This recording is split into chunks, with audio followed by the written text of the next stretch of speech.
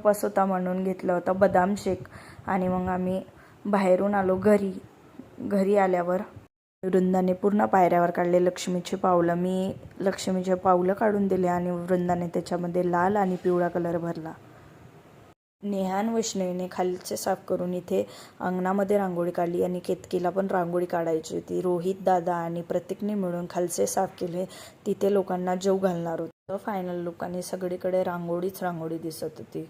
खरंच खूप कलरफुल वाटत होतं.